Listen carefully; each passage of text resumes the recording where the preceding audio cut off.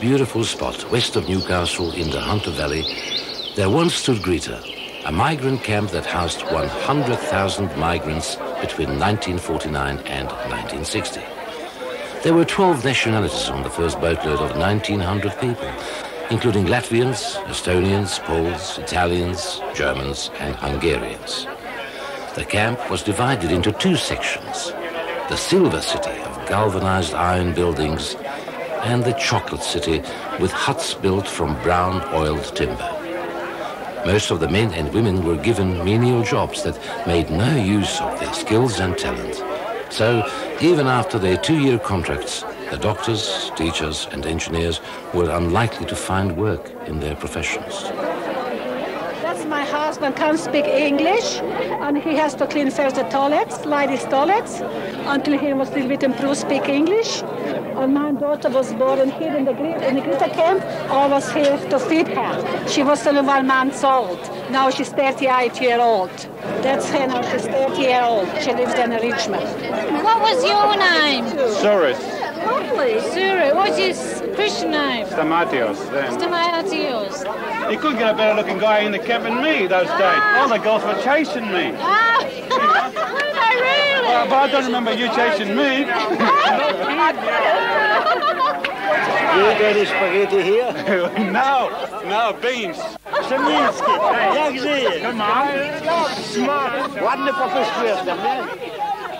I look back and I can imagine how very difficult it must have been for you to come here in the first place. To come from another country and to find that your first port of call, your first home, is a camp in a very barren place. And my heart goes out to you. It must have been so very difficult.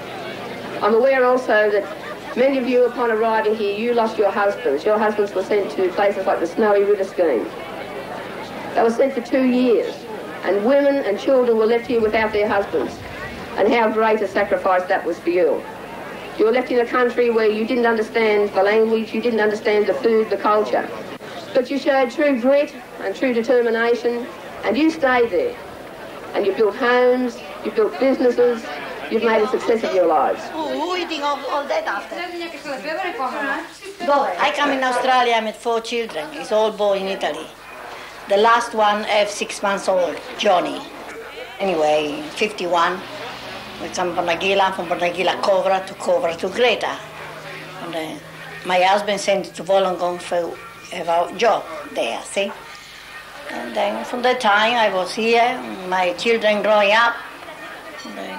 I working few times in the camp to help the family.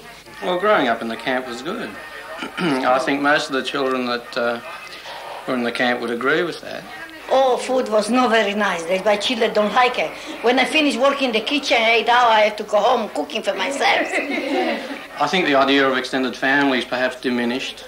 And I think if you look around the world, it's even diminished in places like China. I think you're conscious of the fact that your parents are getting older. And they're both still alive at the moment and living together. I mean, Dad doesn't like to come to live in the city because he can't breathe for his health. He's out here. And at the same time, I'd love to have Mum with me, but then that would be really taking her away from all her friends and the rest of the family that lives locally, and I would have her just to myself. So we'd really have to discuss whether she would be happy to come and stay with us. I like my private life in some way anyway, to be today meet you, tomorrow meet her, something like that, you know. Don't make heavy for nobody. Fiorello l'amore, bello vicino a te. Mi fa sognare e mi fa pensare chissà perché. Fior di margherita, cosa mai la vita? Ti pena se qualche pena l'amor ti dà. Dai come il vento che un sol momento lo passa e va. E quando tu sei con me, io son felice perché fiore in fiorello l'amore bello vicino a te. Oh yeah, my grandfather loves to have people visit him, you know. He gets a bit lonely by himself in there, especially if it's a nice day like today, you know. He likes going out in the sun for a walk, you know, buying ice cream, stuff like that, you know. Sarebbe meglio che la sua, si sarebbe. Ma non si può avere tutto quello che si vuole, no? Ringraziare Dio che siamo qui a Scalabrini, che c'è un ricovero hanno fatto gli italiani. The trauma of putting a elderly, ethnic aged person into a home is great, mainly because I have experienced it personally.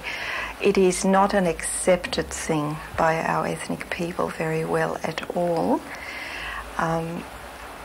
We do like to look after them as long as possible at the home. Virtually, if there is a person alone, the decision is much easier. But when the spouse is still alive, it makes it very, very hard because the culture does not even allow them to even think about it. It is just not an accepted thing at all. For me it was difficult to see him being like that. You know, when he came from hospital he was much worse. It was terrible, not the same person. He lost his memory. And I feel so sorry for him, you know, and I thought it's not fair, you know. He wasn't that old yet. He just finished his work. He used to work on a railway as a engine driver. And then he got sick. He had operation on his spine. That's why he can't walk properly. And then they gave him a light duty job in the office as a, I think, phone boy. He was, you know, answering the phone in the office. And then when he finished that, he just, about 12 months after he finished, he got a stroke. And I thought to myself, it's not fair, not for my sake, but for his sake, you know, that he was working all his life, and then what's happened, we plan, you know, to travel, to enjoy ourselves, to go somewhere, you know, for holiday. See what's happened, he got sick, and that's it, and we're stuck. He's stuck and I'm stuck. So the main problem with the aged in a Polish community is mainly isolation and loneliness. People are extremely isolated. When they're not feeling well, they have really no one to turn to, no one to talk to. And of course, the family may be grown up and left homes. So probably like in many other communities, once they are getting older, the health is not so good. Many people are suffering from strokes. They are heart diseases, arthritis, many other diseases that are affecting aged. There's a study at ANU, Australian National University, that looks at the whole range of ethnic communities and their morbidity and mortality statistics, and particularly the incidence of heart disease. And it shows that groups like the Southern Europeans and Asians have a much lower incidence of heart disease. The Polish, on the other hand, have a higher incidence of heart disease than the Australian-born. But the Australian-born are very high on that list.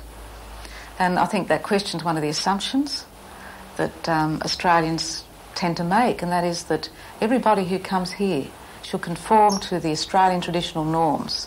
And if we look at that in relation to food, it's suggesting that all the other ethnic communities ought to eat what Australians eat, and this would be detrimental to their health. Greeks, for instance, men are living 5 years longer than the Australian-born here in Australia, and the women about 3 years longer. And Dr. John Powell from Monash University has been looking at Greeks from an island in Greece and looking at their compatriots here in Melbourne and looking at the changes in diet. But the one thing he really emphasises is that Southern Europeans should maintain their traditional diet, that it's much better for their health. And it has to do with the lower incidence of heart disease. Today's menu is soup al lemon, which is soup with egg sauce, and roast chicken with roast vegetables. And for dessert, we have jelly with fresh fruit. For these soft drinks and low-calorie ones, we do have wine. It is a self-serve. Whoever wants some can get a glass and get some wine. Nato dove è nato? Calitri. nato a Vitri, pensionato. Vabbè. Allora, figli a carico non ne avete? No. Se viene adesso qualcuno. Vabbè, allora io vi farò da comare. 60. Chi che la farà? 75. Ufficialmente sono già in pensione, ma nel lavoro volontario che facciamo non abbiamo limiti di età. Se devo poi seguire le orme di mia madre, che a 92 anni è stata messa in un ospizio di ricovero, e quando sono andato a trovarla mi ha detto: mi hanno messo in mezzo a queste 4 vecchie che dicono il rosario 2 volte al giorno. Non si sentiva né vecchia e neanche molto religiosa, ed era la più anziana di tutte. Un bel giorno la suora, quando ho potuto andarla a trovare, mi ha detto: guardi che a sua madre ci piace il bicchiere di vino. E io ho risposto: sorella, se è arrivata a questa età con quel veleno vuol dire che gli ha fatto del bene, e lasciala bere tranquillamente. Il problema degli anziani è l'isolamento. L'isolamento sia per la lingua che perché non hanno la possibilità di comunicare con altri anziani di altre nazionalità. Quando ci siamo resi conto di questo, abbiamo cercato di fare un gruppo di anziani, cioè portarli a giocare la tombola, cercare di dar loro la possibilità di parlare con altri anziani della loro stessa età, trovare che hanno gli stessi problemi, cioè sempre l'isolamento. Molti hanno i parenti qui, figli, questo e quello, ma anche i figli hanno i loro problemi di lavoro, non sono mai in casa. Quando possono trovarsi qui i figli, succede magari qualche domenica, perché hanno il turno, come qua per esempio c'è la Steelworld, hanno i 3 turni, si trovano quasi ogni mese. Che succede? Che stanno a casa, sono sempre soli.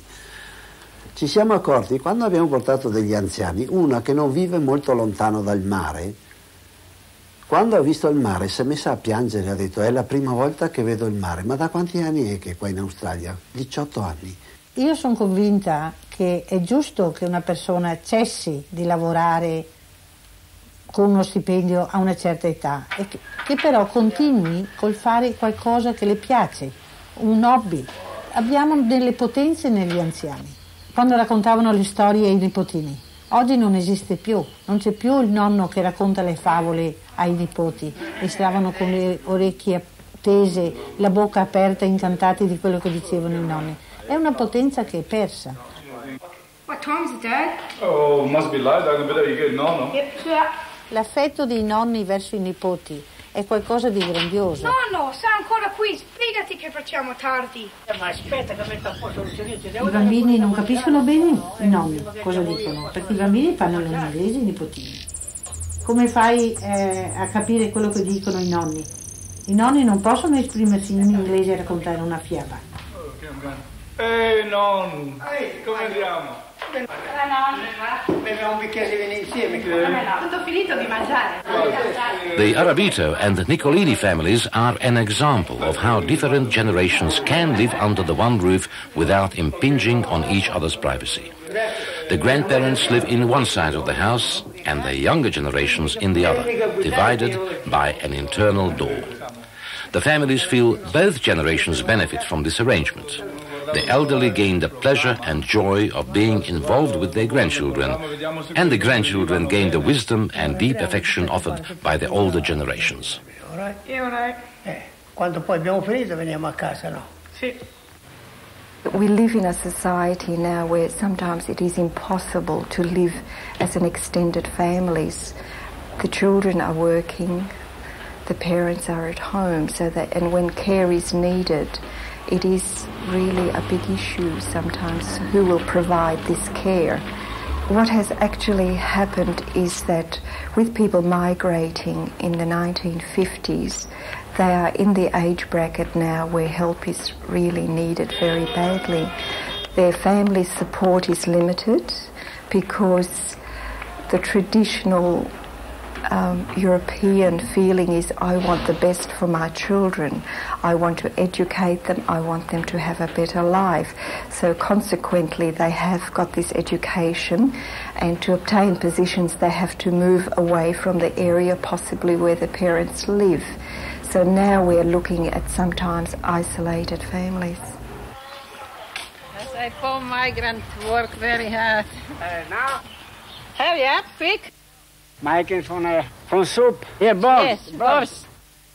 Put some meat, boiling meat first, and after put beetroot and a little bit flour and cream and make it borscht. My country I have before farm. Yeah. Working the same. His father, his father been sick, and he have to replace him, and he work in the farm very, very hard. I'm scared, if I'm getting old, and I have no family, and I have nobody to tend, and if I'm sick or I can't do anything for myself, I can't look after myself, that's worrying me very much. We have 2 children, they all right, they good for us, but they have own life, You have family because you have me and I have you. Well, that's a joke, but Yeah, that's the thing.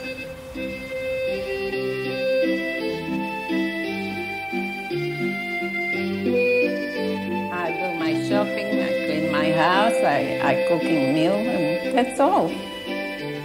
The washing. He always outside. Even I couldn't find him sometimes. As my exercise, I have little bit job, sometimes clean the house. Excuse me, if he retiring, I ask him if he want to sell the house because too big for us, too big for 2 people.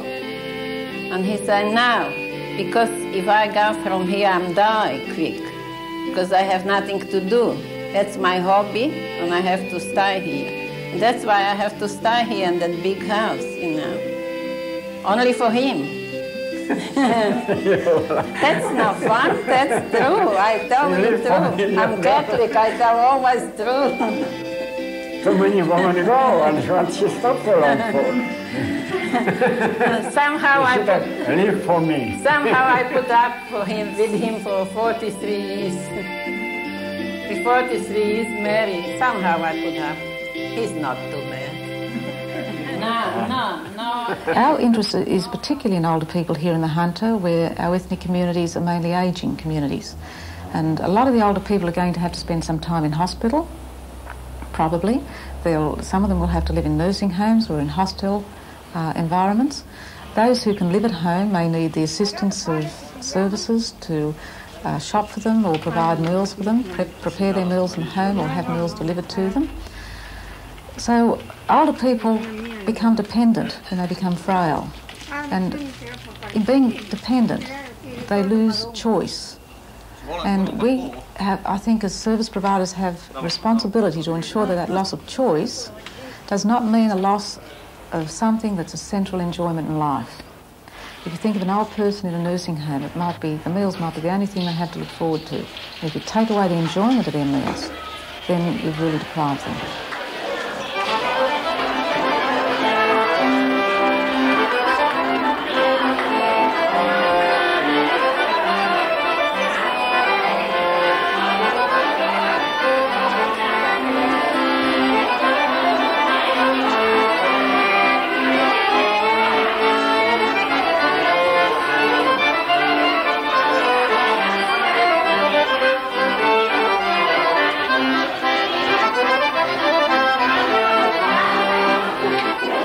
This center, called the Scalabrini Center, was built to care for migrants in the 50s. And of course, the needs of the migrants at that time were different from today's needs. So the main hall of the center was used as a dancing hall or reception hall. 30 years afterwards, seeing the changes of the needs of the migrants, we are using this center as a daycare center, particularly for the older generation of migrants. This is really according to our vision. We have to meet the needs of the people according to their individual situation. So the decision of having a daycare center here for the elderly migrants is an answer, it is a response to the new reality of migrants in Newcastle. Diventare vecchi è brutto, perché si è vecchi. Si vive ancora, 76 anni lo stesso come la signora. Mi sento vecchi, ma certi momenti mi sento pure giovane, no? C'ho ancora lo spirito per reagire, per andare a qualche parte, dalle gite, vengo qua ogni mercoledì, ma giorno per giorno si cala un po' giù. Non ci voglio diventare vecchio, voglio dire sempre che sono giovane. I figli sono tutti sposati e sistemati, si trovano 3 figlie, una donna e una femmina qua. E io e mio marito siamo solo, lui è malato e io sono malata. Come vuole dire? Dipende come uno si sente. Io ancora non mi sento detto vecchio. Diventare vecchi è una grazia, perché tante persone ci invidiano. Le persone che diventano vecchi sono più quelli che muoiono giovani.